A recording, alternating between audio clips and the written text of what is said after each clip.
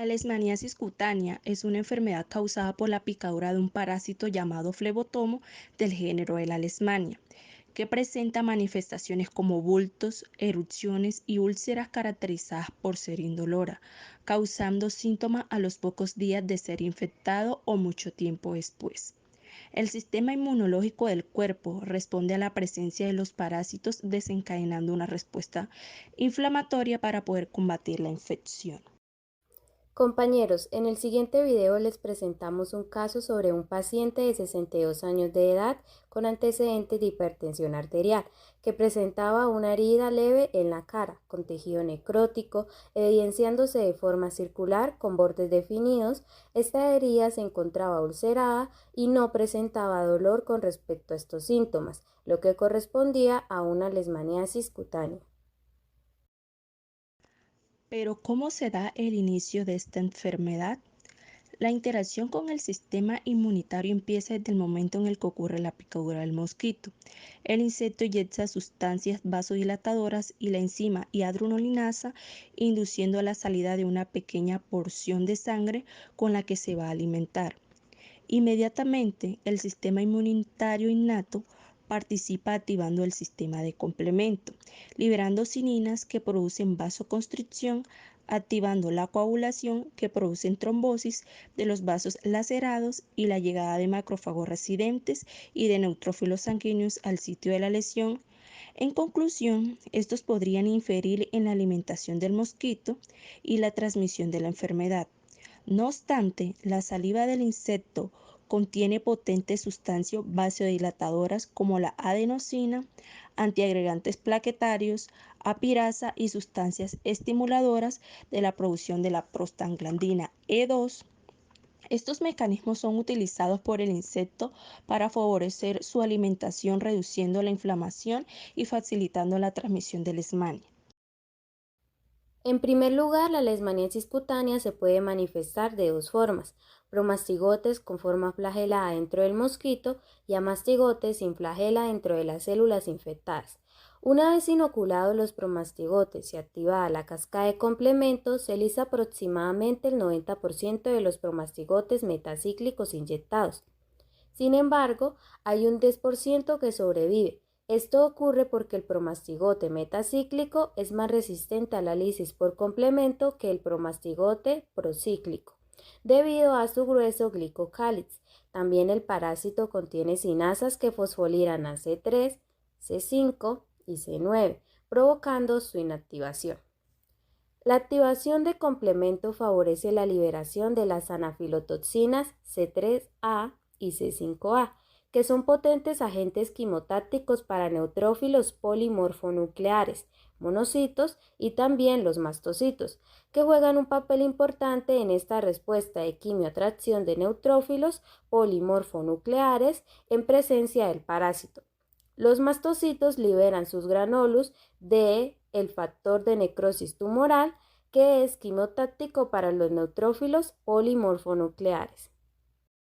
A pesar de esta gran liberación de sustancias quimiotácticas, las primeras células en infectarse son las que ya están en el sitio al momento de darse la inoculación.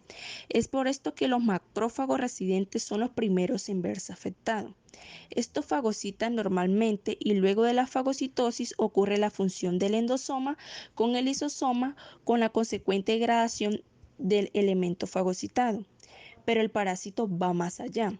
Luego de la función con el lisosoma puede neutralizar varias enzimas hidrolíticas mediante la actividad de la proteasa GP63 que actúa óptimamente en el pH ácido.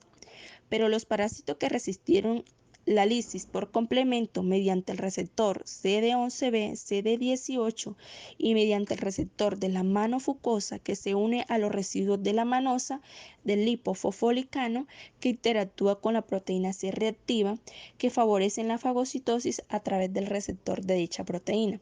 Este mecanismo no provoca la activación del macrófago. La entrada por el receptor CD11B, CD18 es una ventaja para el parásito porque a pesar de que los macrófagos son potentes células presentadoras de antígeno, la entrada a través de este receptor no provoca la activación. Como los promastigotes de Leishmania son más vulnerables que la mastigote, la degradación en el medio ácido hidrolítico del lisosoma, el parásito ha desarrollado estrategias dirigidas a retrasar la función del endosoma y el lisosoma para tener suficiente tiempo para transformarse en mastigote, e inhiben la producción de IL-12 por el macrófago dividiéndose activamente. Y por último, abandonan al macrófago para entrar en otro. Los primeros fagocitos sanguíneos en llegar al sitio de la inoculación en cuestión de horas son los neutrófilos polimorfonucleares. Ellos fagocitan al parásito, pero no son la célula hospedadora definitiva del mismo. Además, liberan interleucina 8, favoreciendo la llegada de un mayor número de neutrófilos polimorfonucleares. Y liberan quimiosinas como la proteína inflamatoria de macrófagos alfa beta y la proteína inflamatoria de macrófagos 2, que atraen a los monocitos al sitio de la inoculación. El neutrófilo polimorfonuclear actúa entonces como una especie de altavoz celular y molecular que propaga la noticia de la infección a través de la sangre. Después el neutrófilo fagocita al patógeno, pero este logra evadir su respuesta. Pero ¿cómo lo hace? Este proceso se da en el momento en el que los receptores de patógeno, que son PANS, patrones moleculares asociados a patógenos que se unen a los receptores del macrófago, que son los receptores tipo TOL, TLR, realizan así el reconocimiento del parásito. Al momento en el que lo reconoce el neutrófilo polimorfonuclear, se va a tragar al parásito por medio de un proceso llamado endocitosis. Estando el parásito dentro del neutrófilo, va a formar una vesícula llamada fagosoma, en el cual se une al lisosoma, formando así el fagolisosoma, donde el patógeno será dirigido por encima y posteriormente excretada hacia el medio por exocitosis, que sería el proceso normal de fagocitar, pero el patógeno no es fagocitado debido a que éste logra evadir dentro de las células, evadiendo al NAD+, la cual utiliza oxígeno de las células para formar radicales superóxido y peróxido de nitrógeno, siendo estos fatales para el patógeno, denominado estallido respiratorio, donde explotaría por medio de especies radioactivos de oxígeno. Otro aspecto a destacar es que normalmente los neutrófilos polimorfonucleares tienen un periodo de vida corto y mueren rápidamente por apoptosis. Esto se debe a que al momento en el que el neutrófilo fagocita al parásito y se encuentra en su interior, este puede inducir su apoptosis cuando se encuentra en presencia de los macrófagos. Esto lo hace a través de la interacción con la forma transmembrana del factor de necrosis tumoral de los macrófagos. De esta manera, el neutrófilo polimorfonuclear es utilizado por el parásito como un refugio contra la lisis mediada por complemento, hasta el momento en que ha llegado una buena provisión de monocitos y macrófagos, los cuales son las células hospedadoras definitivas.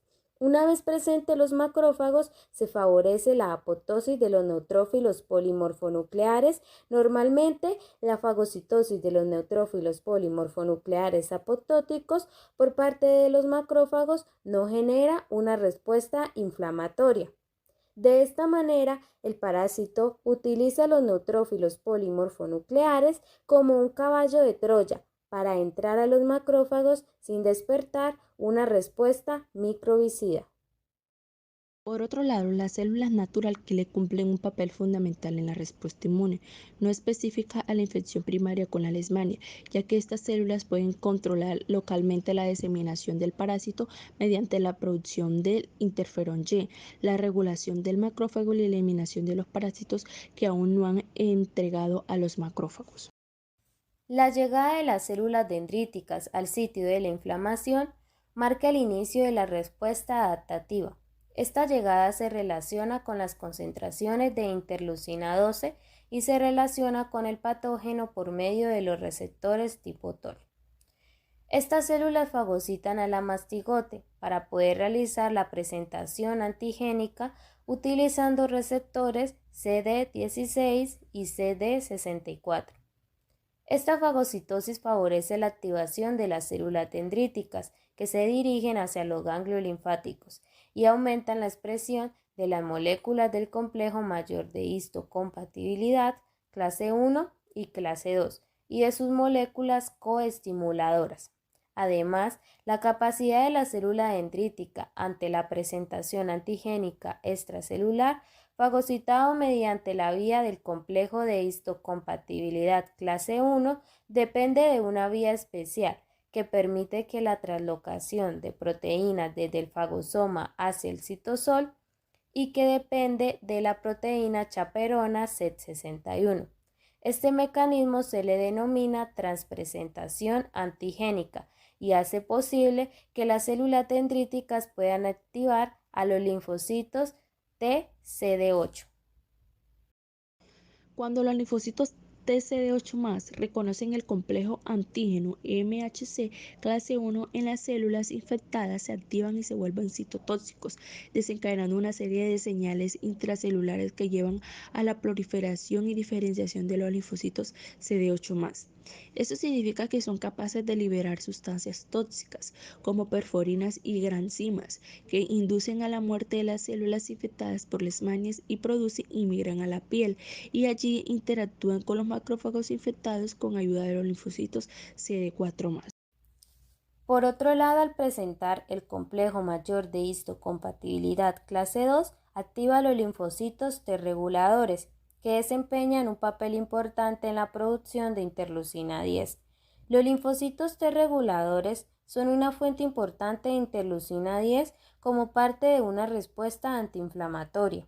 La interleucina 10 ayuda a modular la infección y limitar el daño tisular en el sitio de la infección, contribuyendo así a regular la respuesta inflamatoria, incluyendo la disminución del dolor y promoviendo así un equilibrio inmunológico adecuado durante la enfermedad.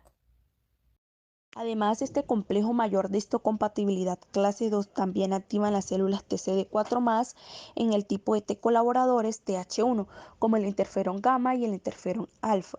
Participan en la organización de granuloma y la activación de macrófagos, los cuales amplían su capacidad microbicida, inducen una respuesta humoral con los isotipos IgG1 y IgG3 que ayudan a optimizar y neutralizar, mientras que las citoxinas de tipo TH2 como la IL4, IL5, IL6 y IL13 regulan la producción de IgE, los linfocitos B que cooperan en la activación de reacciones de hipersensibilidad inmediata tras el reconocimiento de antígenos por complejo mayor de histocompatibilidad clase 2 por medio de su receptor BCR asociado predominantemente en el desarrollo de una respuesta proinflamatoria que se caracteriza por la secreción de interferón alfa, IL1B, IL6, citocinas de IL12, IL18 y IL23, en el cual ocurre un incremento de la producción de ROS